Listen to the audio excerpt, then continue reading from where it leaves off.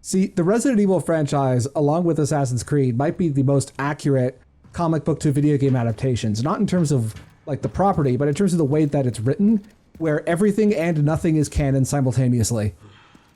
And you're right. It all depends honestly. on who's right. It all depends on who's writing the current run at the time.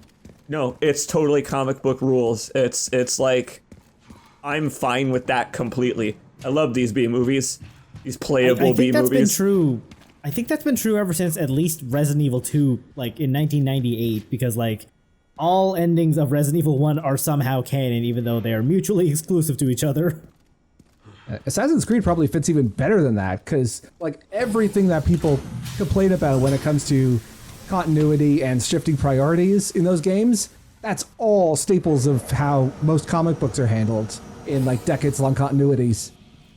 Argate didn't really look up the shaft, but there's a bunch of spider webs crowding it, implying that's where our friend came from. From here, a place with very familiar-looking iconography. Although, we're like 2 or 3 feet taller than Chloe, so like, getting a better look around here. I do love being tall. Wow, that's a cool future box! Hell yeah, it is. This means we are definitely approaching the end game at this point, because this is the point in every single Resident Evil game where it turns into like the sterile medical lab and corporate offices.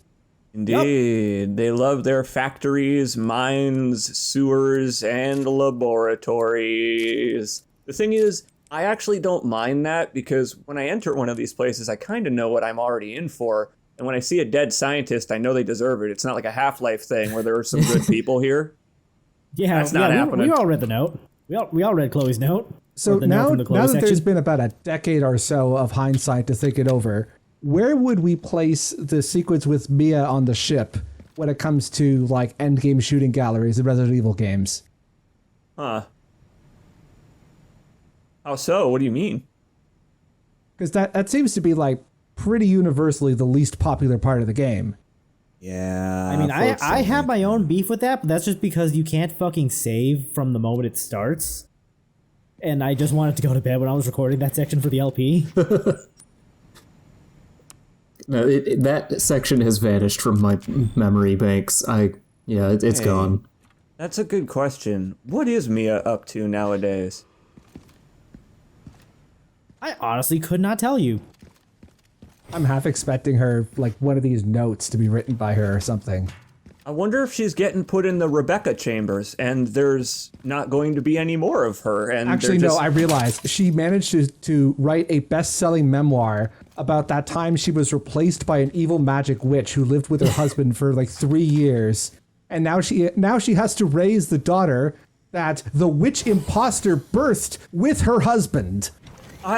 Look, you're right. She has a really hard life. She should go on a talk show or like be a talk show host. Fuck. Wait, hold on a second. Rose isn't Mia's? She sold her story for the equivalent of 30 million umbrella credits to the National Enquirer. No, I'm pretty sure Rose is Mia's daughter. Yeah. I think Miranda actually only impersonated Mia for maybe a couple hours. No, it's just that biologically she was reformed from soup, so she's technically not anybody's daughter, which means she is everyone's daughter, which makes me very happy to consider. I hope that Rose has a good life, very far away from any of this bullshit. Also, I'm pretty sure that Rose and Mia are actually separated at this point. That's because Mia went back to trafficking bioweapons, and good for her. You said separated as though they'd filed for divorce. Yeah, a restraining order. I don't know what other word to use to describe it. Like, she's under Chris's care. Estranged? Don't open that. I'm gonna open it. Oh, it's the welcoming committee. It's having played James Bond First Light recently, and the fact that there are 2 major like plot devices that are named after Thea and Hyperion from Greek mythology. I'm not going to elaborate on it because it's a huge spoiler, but yeah, that's been on my mind recently. The theme naming for things based on classical mythologies. Oh, we're going back to Resident Evil 6. Well, no, never mind. Actually, no, this is a James Bond map. This absolutely would make perfect sense in First Light. That's like one of the mandatory combat sections. Well, first of all, Returnal was the first time I noticed that happening. That characters in Returnal are also named similar things, and all that. Second of all, this threw me for a loop. These people are not zombies. Yeah, they're real breathing humans. There's a cover system now. We're killing people. When I saw this happen, I had to pause for a second and be like, has anyone in RE done this? Holy shit, like maybe Ada would do this, but... See, that's the thing. This learning universe after his doesn't wife, I have... guess. Yeah, in this universe, the Dead Space franchise never existed, which means that no one was able to learn from the mistakes of Dead Space 3, that having these kinds of combat encounters in the middle of a survival horror game may not be the best idea. You're so right! Look how shitty and clunky this is! It's just like Dead Space 3, where they put a cover system into a game that didn't have one before, and it just sucks fucking ass! Ah, you're so I hope this part's right. short at least. This is the worst part of the game! This part sucks! Can you see how bad Argate's eating shit? You can't not eat shit here! Yeah, I hated this part of my no healing run. Remember what I was saying earlier about how guns hurt a lot from the BSAA zombies? Yeah. Imagine that, but with enemies that can actually aim at you. But, Argate, you did seem to not take advantage of something in that room. The tall canisters, you could shoot them to gas the room and give yourself some... Oh shit, I forgot about that. Yeah. But can you throw them like you could the, No. damn Shooting it. a canister with timing is one of Leon's favorite activities on the job. Oh, is timing some kind of gun we haven't unlocked yet? Yes, New Game Plus only. You were wondering why there aren't QTEs in the cutscenes? You have to buy that gun. Then you can execute with timing.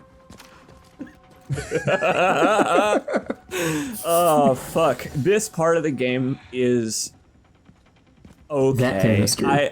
I was exaggerating when I said I detested it with every fiber of my being. I saved that for conservatives. Hell yeah. But yeah, this part's hard. Take it slow. Don't be afraid to snipe. Would you Yeah, believe this that is- there are... I don't know how close you're gonna get, my friend, so I'll just say it. There are combo attacks and parries for these fellas up close with your hatchet if you want. If you really want. I did not know that. Yeah, getting up close to them is murder. I've mentioned before a guy named Carcinogen SDA who does no damage runs of a bunch of games, including the Resident Evil series.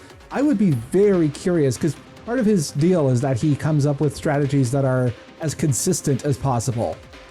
This does not seem like you're playing a third-person cover shooter where you're expected to tank a bunch of damage. I can't see how there could be a consistent strategy for this area because he has They're done not a video of zombies, but they Requiem. do act like zombies. That dude's gonna tear his hair out in this section if he tries this, but they're actually kind of consistent. Those Leon high boxes and walls perfectly protect you from what they're doing here. If you're behind something, they just won't hit you. But obviously there are 30 of them, so how the fuck are you gonna do that? It's not the Division. You're not invulnerable when you're behind stuff. See, this was the thing that was really missing from the human combat encounters in the Last of Us games was enemies with fully automatic weapons. Oh, wait. Also, there's a little red tube over there.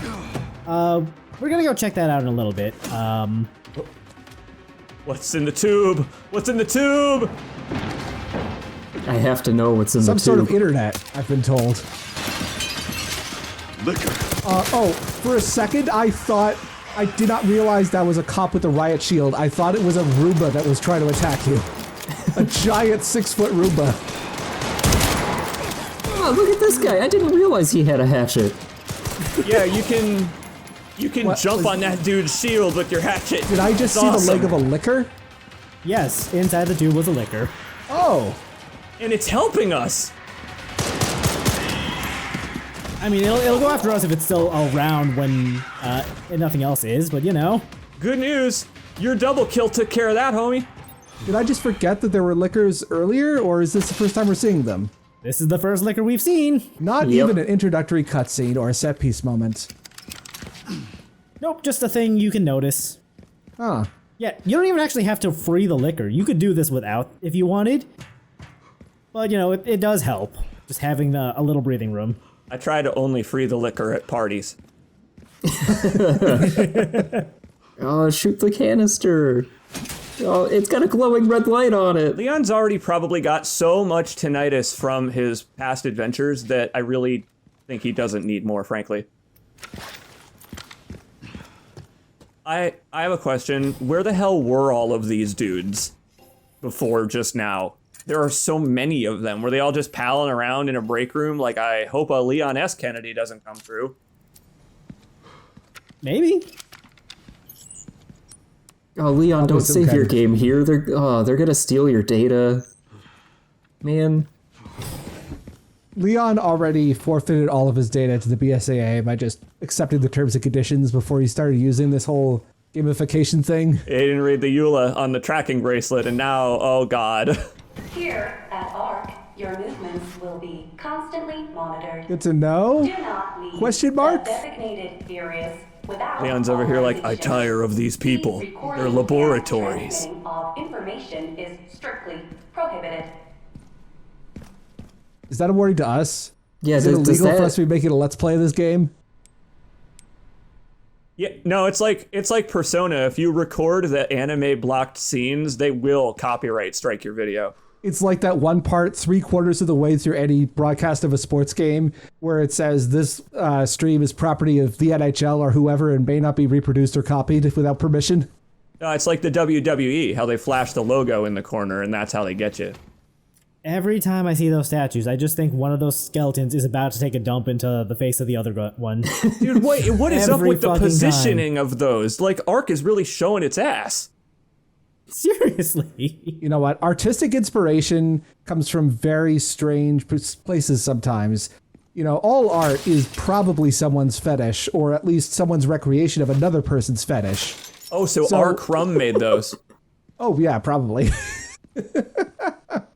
Well, when I saw the Dr. Manhattans, I was like, I get it. I get what they're going for here. So, hey, do you guys have any cash burning a hole in your pockets? Yeah, let's go take a look at the product catalog real quick. Oh, yeah, I was looking for a Porygon. Wait. Are Umbrella just selling bioweapons at like the equivalent of Christie's? Is there an auction that's like out in the open for these sorts of things? Well, no, it's instead of... No, this is just the catalog. Like, you got $14 million, you can buy a liquor. Well, instead of IKEA, it's iKilla. Unfortunately, I only have $12 million lying around. I think I have to save a bit more for my very own liquor.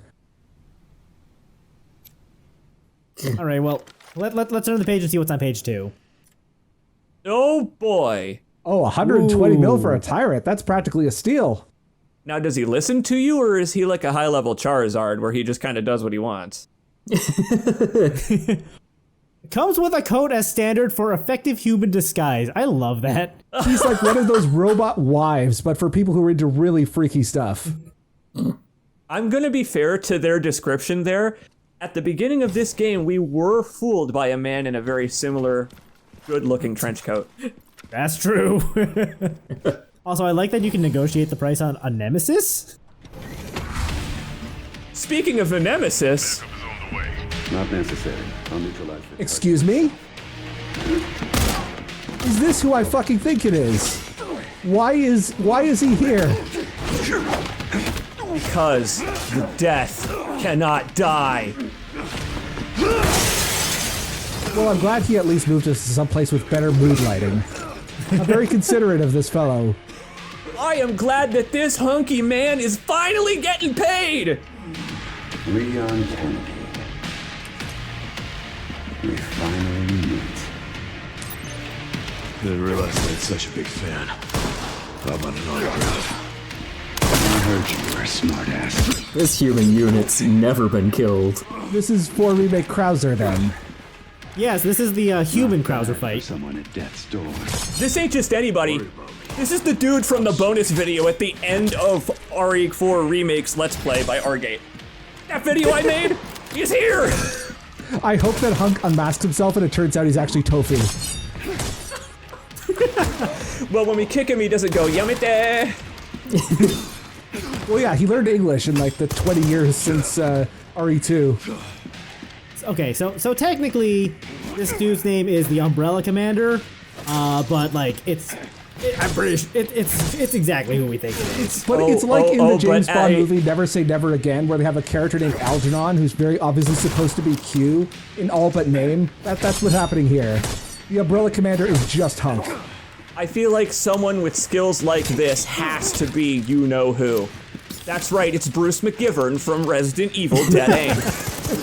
Okay, so yes, this is primarily going to be a melee fight, but if you get a little far, he's going to take out his SMG and start blasting. So is this why we had the human fights earlier, to train us on what Hunk's gun AI is going to be like? Yes, actually, I Kinda. think. I actually think they made this guy first and then the grunts because it's training. I agree with you that you know what? that shitty segment was worth it for this awesome one. You know what? Writing for video games is really hard. I mean, think about it from this perspective, okay? You are basically writing a movie and a stage play and a radio drama all at the same time. You have to make all of it cohere, and then you have to work with a separate team who's primarily only focused on gameplay and make your set pieces move around to their whims. Yeah. It is utterly psychotic to try and write a modern AAA video game.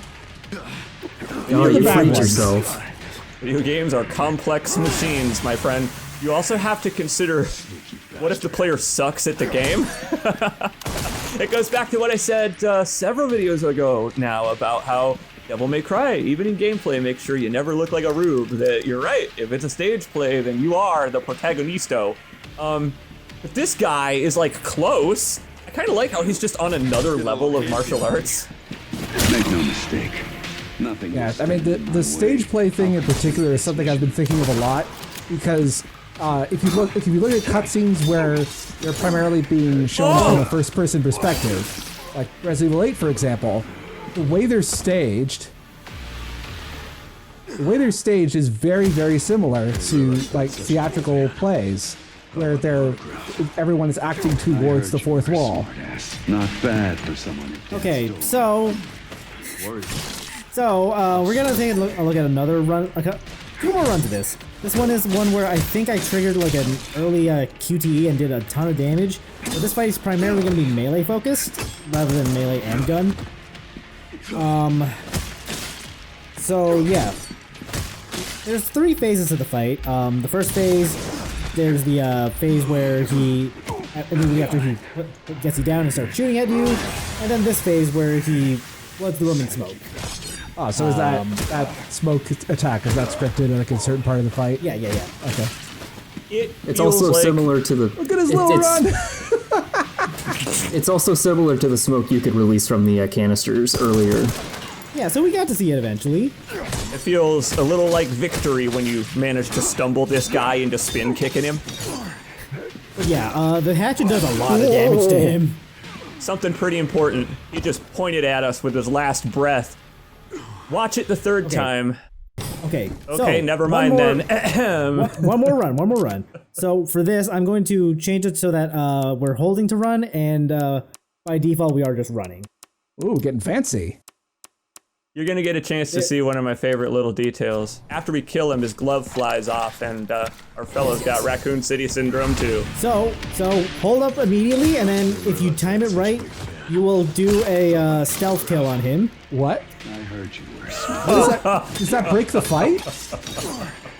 Yes. Really? Huh. This is.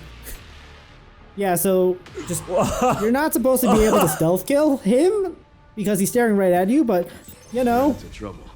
you can stealth kill him. This is now the second major boss fight in a row, which had an exploitive method for killing him like instantly. Yeah, I mean, I'm pretty sure they patched this out as well. But yeah, he's got the lesions on his hand from Raccoon City Syndrome as well. Again, just by furthering my theory that Raccoon City Syndrome is literally just main character syndrome. If you've played a person at any point in a Resident Evil game, then they have RCS. Nice chopping motion. So now we have the Mortal Edge, which is a second hatchet, which is the one that CJX was talking about, that has the enhanced parry window. I actually didn't know you could pick it up. I thought it was New Game Plus only. It was actually called the Immortal Edge until about 30 seconds ago. Hey, Argate, I'm suddenly worried. Could you go back and check on the body for me? Does not seem to be one through the glass. But I'm gonna go save and Oh. The death cannot die. This is why you double tap. I don't think Leon was expecting Hunk to come back from having half of his neck sliced open, admittedly. So fun fact, on professional mode, after you defeat Hunk, some soldiers come in as backup even though he didn't want the backup. You take care of them. If you run away and come back, Hunk is still gone, but the soldiers are not. Or, they're still there. My main question was not answered, which is why is Hunk here beyond fan service? Because he needed to get paid.